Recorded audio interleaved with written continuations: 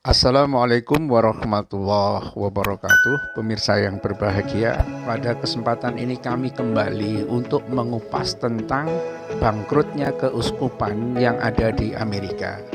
Pertama-tama saya perlu tegaskan untuk merespon dari komentar tampaknya dari Kristen yang menganggap bahwa kami mengupload ini sekedar sebuah gosip, ya. Padahal sebetulnya kalau dia, komentator ini, mau membaca linknya, itu sebetulnya bisa dan kita cantumkan dalam deskripsi link-link yang menunjukkan sumber beritanya itu, dan bisa diakses secara langsung. Karena persoalan kebangkrutan sebuah keuskupan ini sebetulnya kalau kita bisa analogikan sebagai sebuah bisnis, itu mirip-mirip dengan yang terjadi di berbagai negara lain termasuk di Indonesia. Misalnya adalah ketika sebuah perusahaan bangkrut, maka perusahaan itu sendiri yang menyatakan kebangkrutan, baru diproses secara perdata atau pengadilan kebangkrutan atau kepailitan. Jadi sumber berita utama itu berasal dari keuskupan itu, ya. Dan itu karena itu saya sarankan para komentator, mungkin banyak diantaranya yang tidak puas terhadap berita tentang kebangkrutan ini adalah dari kalangan Katolik atau mungkin Kristen dan lain sebagainya, membaca secara baik-baik deskripsi yang ada. Karena kalau komentar-komentar ini meragukan, akan kita ungkap lebih banyak lagi ini. Dan terus terang, sebenarnya berapa jumlah keuskupan yang telah mengajukan perlindungan terhadap kepailitan atau kebangkrutan ini. Jadi keuskupan-keuskupan itu sendiri yang menyatakan kebangkrutan. Soalnya di Amerika itu yang sudah menyatakan itu sebetulnya mencapai 25 keuskupan. 25 keuskupan itu semua menyatakan kebangkrutan, ya, karena tuntutan yang dibuat oleh para korban pelecehan seksual, ya. Ini berita dari abuslowsweet.com, ya, nanti akan kita cantumkan juga supaya para pemirsa bisa mengakses langsung linknya. Dan ini by data, ya, ada nama keuskupannya, ada tanggal diajukannya ke pengadilan, ada statusnya, dan ada penyelesaiannya, ada korbannya. Jadi dari 25 keuskupan ini yang sudah terkonfirmasi selesai urusannya itu ada 15 keuskupan, ya. Dengan total dari korban yang dihitung di sini tidak termasuk korban yang sudah mati, karena yang bisa mengajukan tuntutan terhadap keuskupan itu adalah korban yang masih hidup, ya. Itu mencapai 2.600 korban, ya, terhadap sekitar 25 keuskupan itu. Inilah yang orang-orang yang masih hidup, ya. Kalau dihitung dengan korban yang mati, ya itu tidak, itu pasti akan lebih jauh lagi. Dan sejauh ini uang yang sudah dikeluarkan itu adalah sekitar 900 juta US dollar, ya, cukup besar. Dan 10 di antara keuskupan itu masih di dalam kontrak proses negosiasi, ya. Jadi belum terkonfirmasi. Saya mungkin tidak membaca semuanya, tapi yang jelas misalnya adalah keuskupan agung di Portland, ya. Itu penyelesaiannya itu mencapai 74 juta dan korbannya itu 173, ya. Keuskupan Tucson, ya, itu sekitar 22 juta, korbannya 45. Keuskupan Davenport, San Diego, ya, semua ini banyak semua, dan ini sudah terkonfirmasi semua tentang berapa yang harus dikeluarkan untuk membayar kompensasi terhadap korban dan berapa jumlah korban yang ada, ya. Ini semua sudah jelas, ya. Dan ini data ini banyak disampaikan oleh koran-koran yang ada di Amerika, bahwa ada banyak kemungkinan dari viewer yang ada di Indonesia belum membaca. Maka saya justru menyampaikan ini supaya kita semua mengerti duduk persoalan yang terjadi di dunia ini dalam jagat agama-agama itu seperti apa. Inilah yang terjadi, ya. ya. Dan misalnya kita bisa membaca lagi, misalnya ada keuskupan Wellington, itu juga membayar sekitar 77 juta US dollar dan korbannya cukup banyak, 148 ya.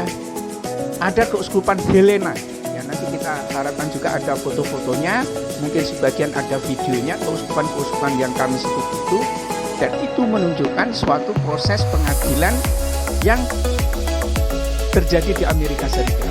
Perlu saya sampaikan juga bahwa mengapa keuskupan-keuskupan ini mengajukan deklarasi atau perlindungan terhadap kebangkrutan, karena negara-negara bagian di Amerika, tidak seluruh negara bagian di Amerika, tapi sejumlah negara bagian yang ada di Amerika itu mengeluarkan apa yang disebut dengan Windows Statuta, ya, Statuta Jendela. Artinya apa? Statuta Jendela itu adalah suatu hukum atau suatu pasal dalam hukum yang diatur dalam bab 11, itu mengatakan bahwa karena korban ini, ya, karena korban yang ini adalah anak-anak, ya, biasanya masih anak-anak, banyak yang juga diantaranya adalah laki-laki, itu menderita secara psikologis, tekanan mental, depresi, maka memang harus ada penyelesaiannya.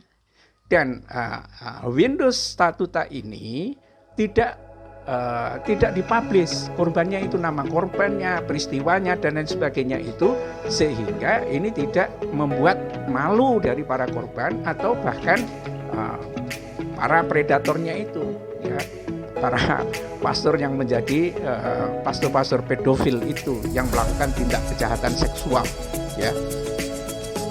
Kemungkinan jumlah keuskupan yang akan mengajukan perlindungan kebangkrutan dan menyatakan bahwa keuskupannya itu bangkrut akan lebih banyak lagi. Kalau parlemen mereka di negara-negara bagian itu sudah mengeluarkan atau menetapkan tentang Windows Statuta itu. Ya, inilah memang realitas-realitas yang dihadapi oleh Kristen Katolik terutama, atau bisa disebut sebagai Katolik, karena memang kenyataannya memang kasus ini luar biasa banyak, ya, luar biasa. Ini yang dikonfirmasi, yang sudah jelas duduk persoalannya, dan kemungkinan akan terus bertambah. Dan karena jumlah yang sangat banyak untuk memberikan kompensasi terhadap para korban itu, maka mereka, para keuskupan ini menyatakan kebangkrutan itu. Ya, dengan kebangkrutan ini kasus secara hukum perdata itu selesai, ya. Itu juga membantu kepada para korbannya, tetapi juga ini menjadi satu persoalan yang baru. Ya, sekali lagi pastor-pastor yang melakukan tindakan seperti itu praktis tidak mendapatkan hukuman baik perdata maupun pidana. Ya, ini kecuali memang ada pengadilan yang harus menyebutkan tentang jumlah pastor yang melakukan tindakan seperti itu. Nah, ini memang problem-problem berat yang dihadapi di dunia Katolik, dan ini kasus hanya di Amerika. Ya. Bila misalnya negara-negara lain seperti yang ada di Eropa atau Amerika Latin juga membuat satu undang-undang perdata tentang bagaimana hak-hak terhadap orang-orang yang menjadi korban terhadap kejahatan seksual yang dilakukan oleh para pastor itu, maka bisa dipastikan jumlah keuskupan yang akan menyatakan bangkrut akan lebih banyak. Ini sekalian kita buka supaya kita tahu semua gitu. Jadi perlu saya sampaikan juga bahwa upload video yang kita sampaikan itu adalah dasarnya adalah data yang ada, kemudian kita analisis, dari analisis itu kita melakukan reasoning atau yang disebut dengan penalaran supaya orang tahu, oh seperti ini kejadiannya. Nah, setelah tahu seperti ini, kita yang hidup ini apakah tetap dengan keyakinan yang seperti itu? Itu urusannya, pilihan hidup.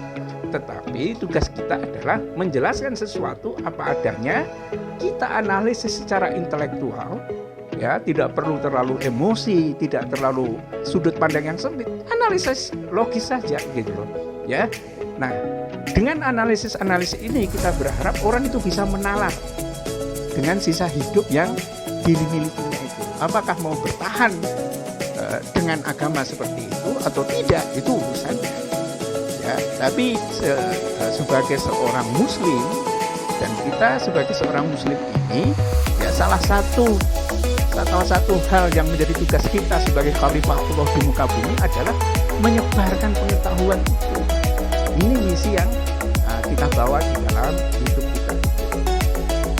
Kita memperingatkan, kita berdakwah berbasis pada data-data dan analisis yang memadai, dengan harapan orang kalau merasa keliru bisa merenung lebih jauh dan kemungkinan dan selanjutnya mengambil kesimpulan tentang sisa hidup yang dimilikinya itu. Jadi perjalanan hidup bisa saja orang itu tersesat, ya. Dan orang yang tersesat belum tentu menyadari bahwa dirinya tersesat. Nah, inilah tugas-tugas kita untuk menunjukkan, oh, Anda itu ke sini. Sementara roadmap tentang kehidupan itu mestinya jalan Anda itu ke sini.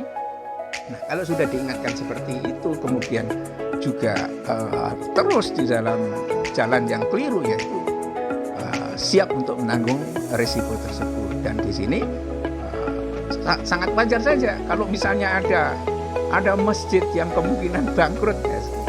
Ada yang menuding seperti itu di dalam komentarnya yang ada di YouTube kita, ya tampaknya tidak ada, karena tidak ada masjid yang keuangan masjid yang digunakan untuk membela salah satu jamaahnya atau imam masjidnya ketika imam masjidnya itu melakukan pelanggaran. Semua yang melakukan pelanggaran, mereka lah yang harus bertanggung jawab, baik pidana maupun perdata terhadap masalah yang dia lakukan itu di dalam Islam. Jadi duit masjid kalau ada dikumpulkan dari jamaah dan lain sebagainya, tidak mungkin untuk memberikan perlindungan terhadap orang-orang yang melakukan kejahatan. Tetapi kenyataan, ya ini hukum yang berlaku di sejumlah negara bagian di Amerika itu sudah mendorong keuskupan yang ada, jumlahnya mencapai 25 keuskupan di seluruh Amerika. Jadi keuskupan itu satu wilayah yang ada di New York sendiri itu ada sekitar kalau tidak 9 itu 12 keuskupan. Ya, hampir sekitar di county lah, di suatu kabupaten begitu, karena jumlah jamaahnya cukup banyak yang beragama Katolik, dan karena itu memang jumlah keuskupannya tidak seperti di Indonesia. Kalau di Indonesia mungkin satu provinsi satu keuskupan, kalau ini mungkin satu kabupaten satu keuskupan, ya. Jadi satu negara bagian mungkin memiliki sejumlah keuskupan, ya. Dan inilah yang dihadapi oleh situasi yang ada di Amerika. Dan karena itu dengan data-data ini dan analisis yang kita buat, kita berharap sekali orang itu mengerti, oh ini situasi global kehidupan agama-agama umat manusia itu. Jadi ketika orang semakin maju, orang semakin mengerti, ya hak-haknya tidak bisa dibendung. Pada zaman-zaman dulu, katakanlah pertengahan abad 20, jadi tahun 1950-an, kasus pelecehan itu sudah banyak terjadi. Tetapi gereja bisa menekan kepada korban itu, bahkan mempermalukan korban itu jika mereka menyuarakan tentang tindakan yang dilakukan oleh para predator itu. Tetapi sejak tahun 80-an, 90-an, suara-suara itu sudah tidak terbendung lagi, dan berbagai kejahatan yang berkenaan dengan seks ini meningkat dengan tajam. Ya. Ini data-data ini juga sangat penting. Oh, ternyata seperti ini kehidupan keagamaan yang ada di Katolik. Kita juga akan melihat apa yang ada di dalam Kristen, apa yang ada dalam Buddha, karena kita seorang Muslim itu harus tahu banyak hal dan juga secara mendalam. Ini adalah, dan kita tidak perlu menggantungkan pengetahuan kita hanya kepada satu orang, misalnya satu imam dan lain sebagainya. Ada kebebasan berpikir di dalam Islam, dan selama pikiran kita digunakan secara bebas, secara jujur, insya Allah yang akan ditemukan adalah kebenaran itu sendiri. Billahi taufiq wal hidayah. Assalamualaikum warahmatullahi wabarakatuh.